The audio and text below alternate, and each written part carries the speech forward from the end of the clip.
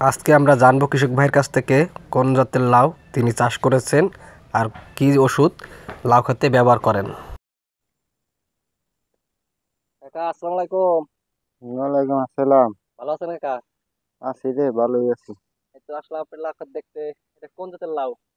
Metal king. Metal. হুম, এটা কি আগে লাগাইছিলেন? লাগাইছিলাম তো। ফলন কেমন কি? মোটামুটি ভালো, খারাপ না। দেখ বেশি কিনে খাওয়া যায় নাকি? হ্যাঁ, কতটুকু চাষ করছেন? এই জায়গা আছে হলো 21% জমি। 21%। হুম, মানে প্রায় 1 কাঠা। হ্যাঁ। পুরোটাই কি মেটাল লাগাইছেন? হ্যাঁ, মেটাল দুই পদের আর কি, একটা একটু বড় সাইজ হবে, একটা একটু ছোট সাইজ। বেশ। যাক, কোনটা আগে লাগাইছিলেন? একই দিনই লাগাইছি সব। মানে ওই যেটা বড় সাইজ এটাকে আগে লাগাইছিলেন? না, এটা এই তারিখে লাগালাম প্রথম। প্রথম। গাছের গোড় তো আলহামদুলিল্লাহ খুব ভালো আছে। চারপাশে হলো শ্যামা, দেখতে পাচ্ছেন কৃষক ভাইরা। না, মেটালে আবার ছাওয়া কিছু হয় না, ধর আসে। ধর আসে না। হ্যাঁ।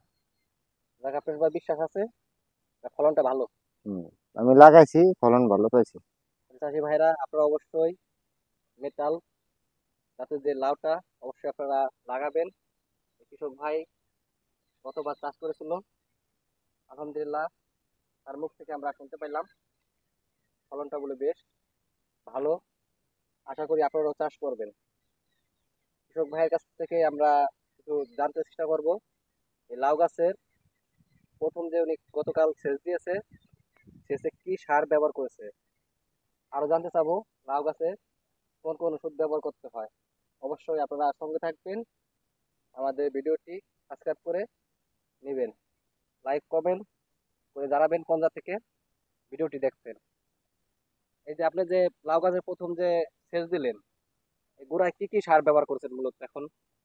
এখন শুধু টিএসপি দিছি। শুধু টিএসপি? হুম। আর কিছু সার দেন নাই? না, আর কোনো সার এখন বর্তমানে লাগবে না, পরে যদি লাগে জাংলায় দেওয়ার পরে সার দেবো মানে আবার। যখন বিচিটা মাটিতে রোপণ করছেন তখন মূলত সার ব্যবহার করছিলেন? হ্যাঁ, তখন তখন কি কি করছি সার হলো ব্যবহার করছেন? টিএসপি, পটাশ, তারপরে শিকড় প্লাস, এই বিভিন্ন পদের।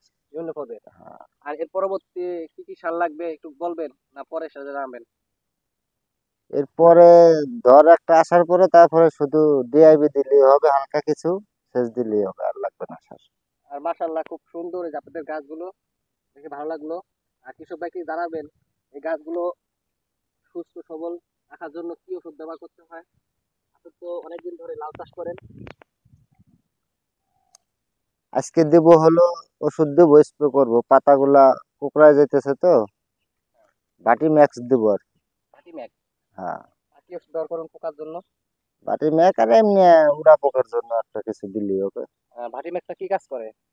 এই গুড়া পোকের কাজ করে আর কি, ওটা চোখে দেখা যায় না কিন্তু পাতা কুকড়ায় যায়, ওই যে। মাকড়ের কাজ করে না? হ্যাঁ। আর গরু পোকার জন্য কি ওষুধ ব্যবহার করবেন? ওই আনি নেই, আনবো আর কি, যায় দেখি কোনটা আনা যায়। এই কথা জানা নাই। না। অবশ্যই আপনারা যেহেতু লাউ চাষ করতেছেন, আমার অভিজ্ঞতা থেকে আপনাদের বলছি, যখনই আপনারা লাউ গাছের আহ, গুরু পোক, জাত পোকের জন্য ওষুধ ব্যবহার করবেন, অবশ্যই আপনার সাথে কনফিডার ব্যবহার করবেন।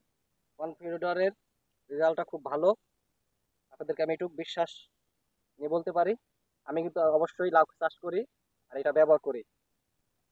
ভালো থাকবেন, সুস্থ থাকবেন।